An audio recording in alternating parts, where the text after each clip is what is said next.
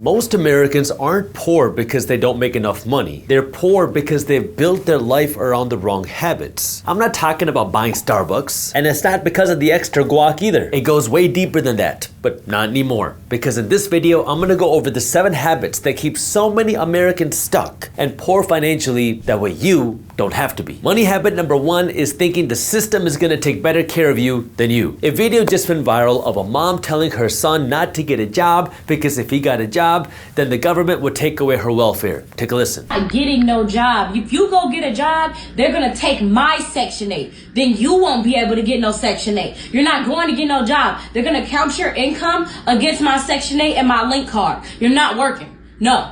This is so unfortunate. The government will never take good care of you, and it will never take as good care of you as you could. Now, to be fair, sometimes there is a need for government assistance. I get that. But this is not that case. If you really want to be financially free and you don't want to have to worry about money and you want to have the nice things, the nice vacations, the nice clothes, the nice cars, you cannot rely on the government, because when you rely on the government, you're going to be unfulfilled, unsatisfied, and you're gonna stay broke. Habit number 2 is you buy what you qualify for, not what you can afford. English is my second language, but let me translate a very popular American saying to you. When Americans say I can afford this new iPhone, what they really mean is I can make the MMP, minimum monthly payments, I hope. A new iPhone might cost you $1,200 out of pocket if you bought it cash, or you can buy it with 6 easy payments of $200 a month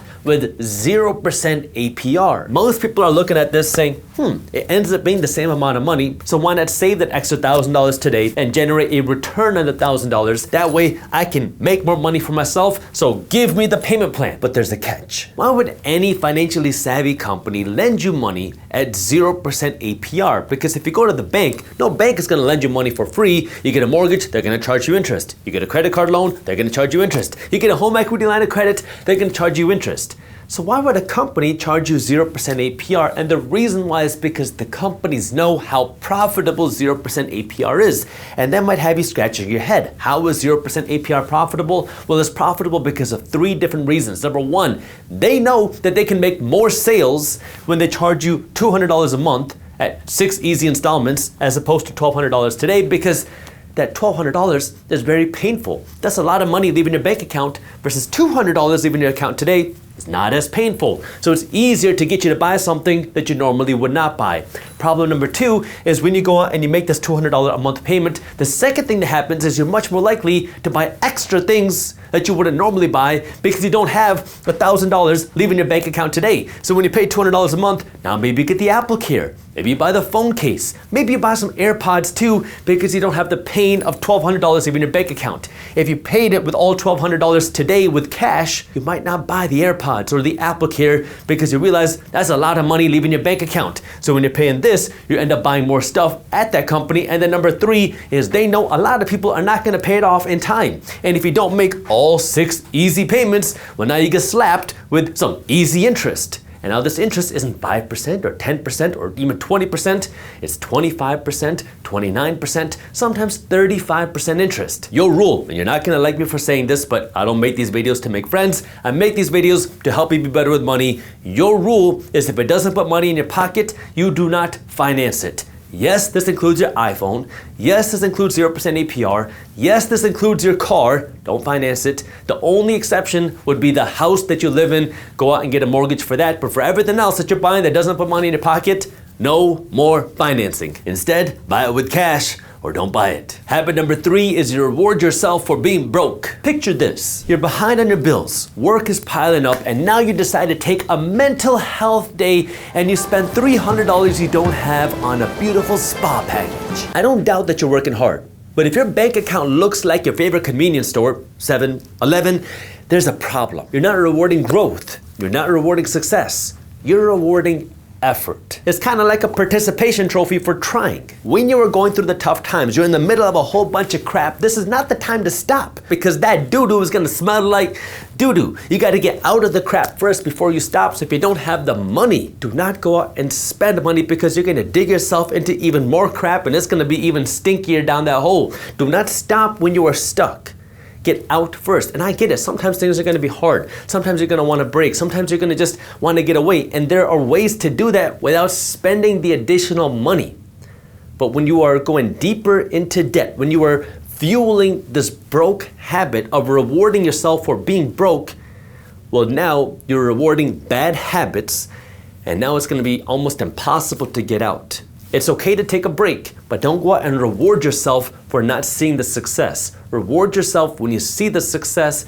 Give yourself a break when you need a break. Habit number 4 is treating time as free and money as scarce. Time is the only asset that you cannot get more of. We've all heard that before. But chances are you could use your money to buy you another week of time every single month. Take a look. If you're making over $50,000 a year, here are 5 places where you can hire somebody for less than your hourly wage to buy you back some of your time. Number 1 would be for cooking. Have someone cook your lunches, cook your dinners. Number 2 is to help you with cleaning around the house. Number 3 is to help you mow the lawn, shovel the snow, take care of the outside of your house. Number 4 is to help you and your family do the laundry so you don't have to do it every week. And number 5 is to take care of the driving. Recently, my wife and I moved to a new house. It's a little bit further from my office, and I decided, instead of me driving to work every morning and spending 40 minutes on the road, how about I get an Uber or a Lyft in the mornings and in the evenings? It's going to give me about an hour to an hour and a half of time back every single day, depending on traffic.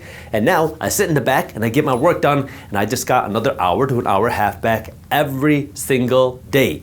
You can buy each one of these services for $15 to $25 an hour, depending on what the service is and how quality of work that you want. And if you're making over $50,000 a year, well, now it might be worthwhile for you to spend some money on these things to get your time back. And these 5 things, if you do all 5, could buy you 40 hours of time a month. That's an additional working week of time, month after month after month, that you could use to relax, or you can use it to earn more money. And if you're not making $50,000 a year, here's an option that everybody can use, which is option number 5.5, don't waste time.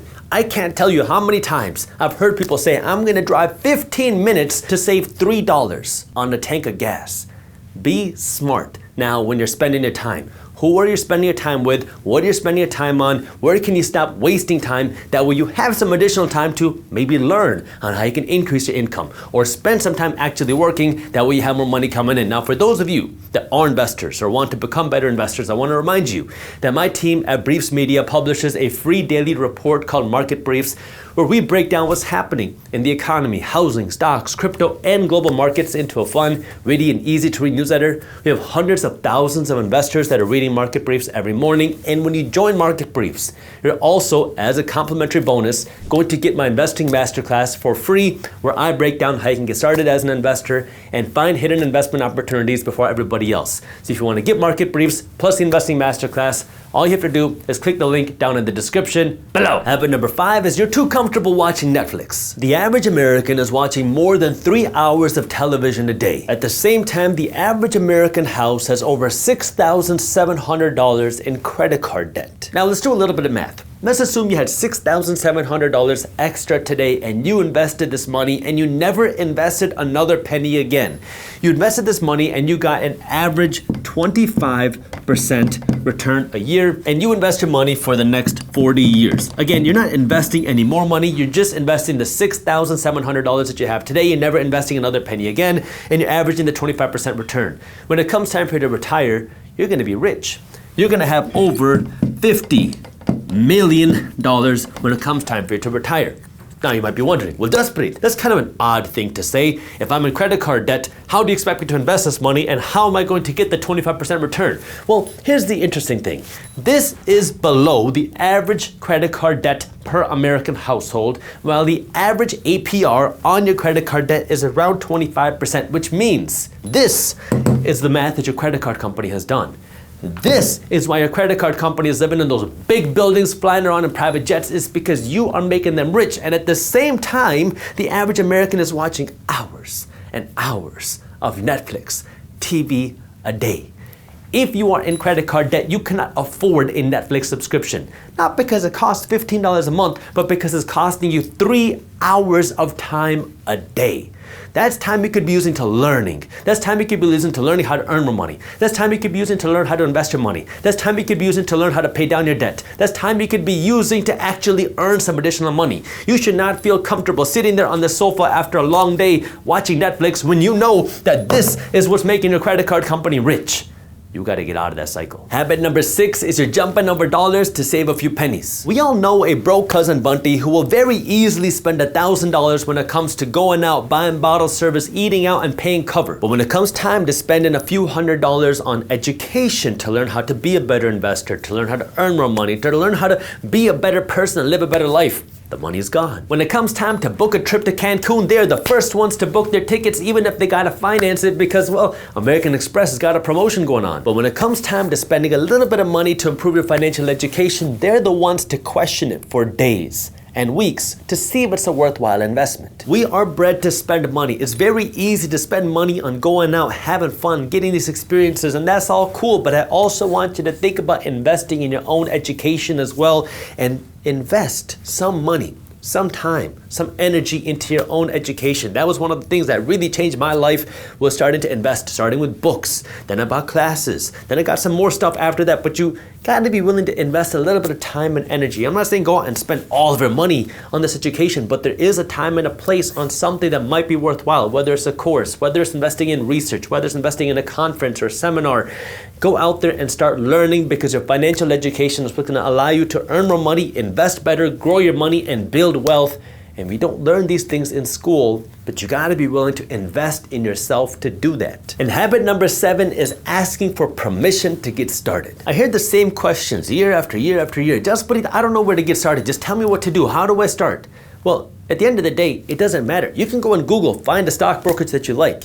If you want to build wealth, you just gotta get started. And people get so scared to make the initial $100 investment. And I get it, it is scary, but listen, you're gonna make mistakes. You're gonna screw up, but you're not gonna be able to screw up and get to the promised land. You're not gonna be able to get to the success until you actually take action. You got to be willing to screw up. You're gonna make mistakes. You're gonna make bad investments. You're gonna open up with bad brokerages. You're gonna lose money. It's a part of the process. We've all been there. Trust me, I have made a lot of mistakes, but you gotta be willing to try. Go onto Google and see what are some good brokerages out there. Then find some good stocks. Maybe you start with an index fund. Maybe you start with an ETF. Maybe you start with a mutual fund, and get started with a little bit. Just dip your toes in the water. Start with $10, $50, $100, whatever you're comfortable with, whatever you're comfortable losing. And then start to learn, because as soon as you invest some of your own money, what you're gonna do is you're gonna start analyzing a whole lot more. But you gotta be willing to put in the work and try and screw up. I know the first time you invest, it's very daunting, but it's kind of like getting in shape. When you want to get in shape, it's very easy to get overwhelmed with, oh my God, should I do high intensity workouts? Should I do low intensity workouts? Should I be doing carnivore diets? Should I be doing a vegan diet? Should I be doing this exercise, that exercise? When at the end of the day, all you got to do is put down the donuts, put down the ho-hos, and get on the treadmill. And then maybe after getting on the treadmill, you start doing some weightlifting. And then once you start doing that, now you can start optimizing your diet. And then when you do that, now maybe you can start optimizing your workout. But you just gotta get started. It's the same thing with building wealth. You just gotta get on the treadmill and hit the on button. And that means get yourself a stock brokerage and just put in $50 and try something. Then you can start to improve. You're gonna lose money. It's a part of the process. You've heard me say it a million times. Investing has risks. You're never guaranteed to make money when you invest. In fact, you will lose money at some point. So make sure you always do your own due diligence and never blindly trust a random guy on YouTube. And the reason why I say this is because it's a part of the process. But unless you're willing to try, unless you're willing to fail, you're never gonna be able to get to where you wanna go. And again, if you want some additional resources, you can check out Market Briefs to get the daily reports and my investing masterclass as a bonus. If you make $80,000 a year from your job, you need to make $80,000 a year from your investment income to be able to quit your job and live your life without changing anything you're doing. With your job, you have to go into work every single day to keep getting paid. With your investments, once you put your money to work, it'll keep paying.